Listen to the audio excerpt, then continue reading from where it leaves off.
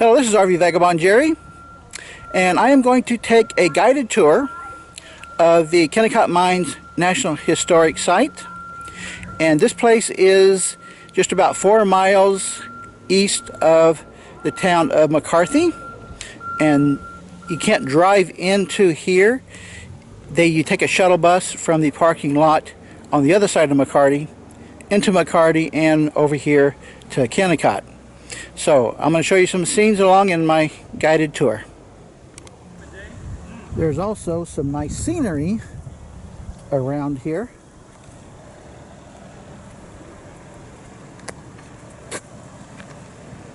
A lot of snow still on the mountains there. Probably permanent snow.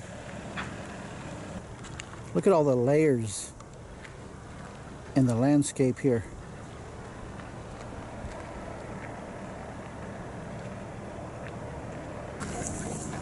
This is a hotel right here on the property. Yeah, those are the only men that were allowed to bring their family, which is these cottages that we see along the road here, and there's a few more on the other end of town. Those were brought down in the 70s. Those houses used to sit up on the hillside. They brought them down.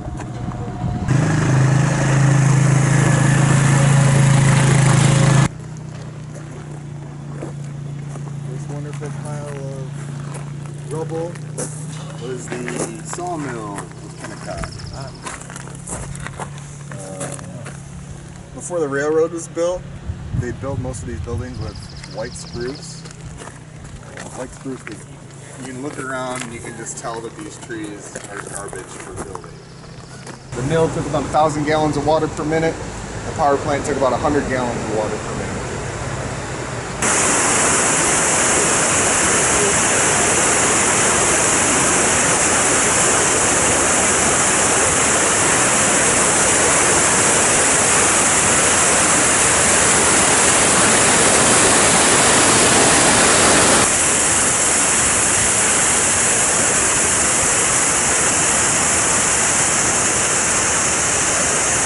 In front, closest to us, was the mess hall, library, and dentist office. The dentist would come into town about twice a year.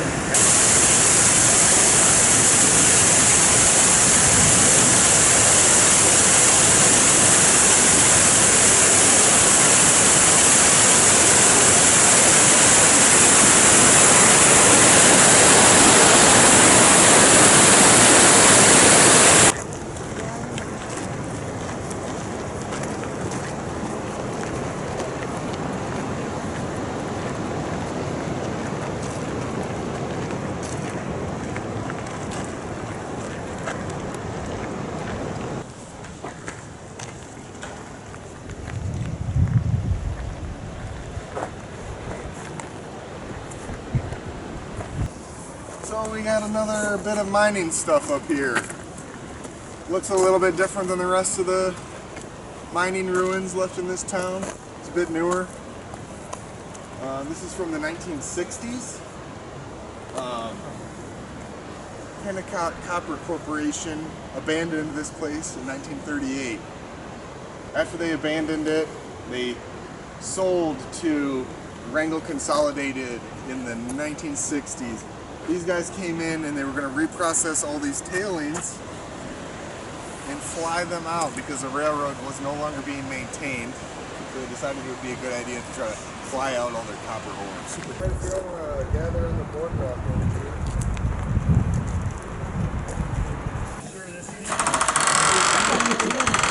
Yeah, definitely.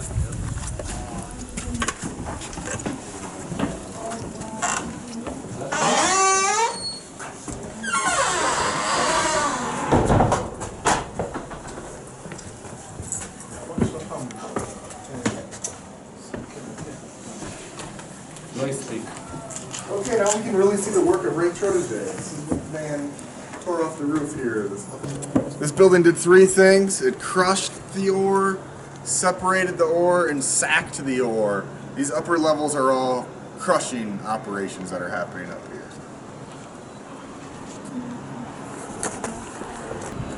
First place it's going to go Buchanan jaw crushers. Either one of these here. There's two big jaws and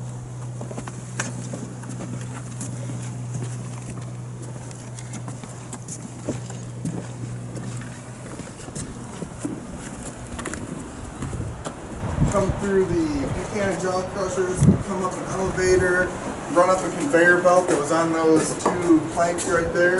Ripped Norwegian guy, sweating, heating in the winter time, smashing boulders with a sledgehammer, shirtless, of course.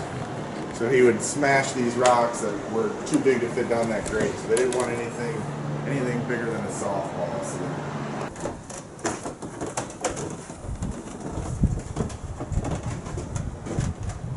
this building was built on this hillside like this in order to utilize gravity. But there were times when gravity didn't do the entire job. They had to bring things back up for reprocessing, so they had a couple elevators here, and they were just run on belts with scoops on them, and they could just scoop up material from the bottom of these elevators for reprocessing. This window here, one of the best views out of the mill.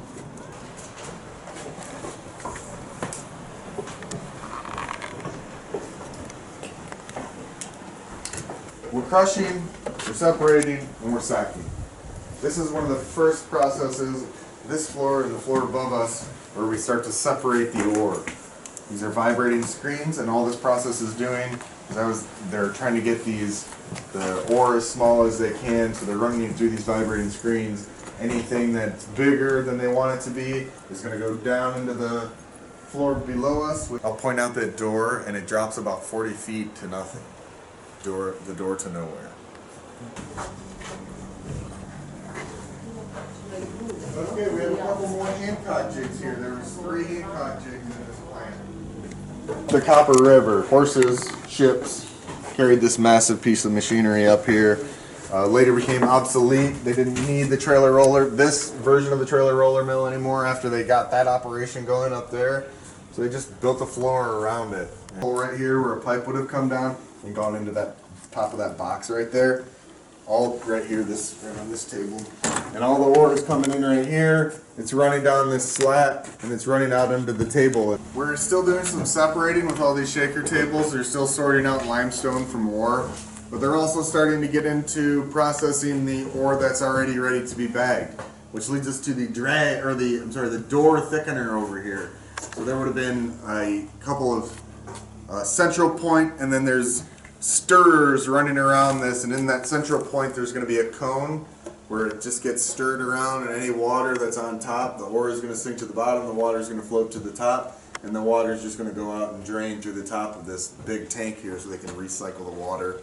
Maybe it's none of those, maybe it's all of those. There's our doorway to nowhere up there. See that huge drop? This portion right here was the flotation department.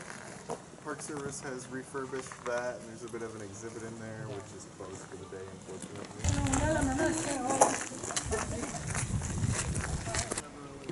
Well, that was a really interesting tour.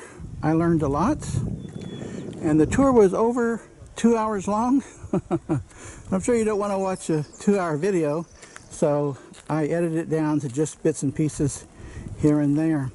And they've actually got about 10 different types of tours that they give, including a guided tour walking out onto the glacier. Just to the right of here, where you saw all of those piles, are actually on top of a glacier. So if you know where to go, you can find the places where the glacier is bare that you can walk out on the ice. So there's a lot to do here if you have time. Good day, folks.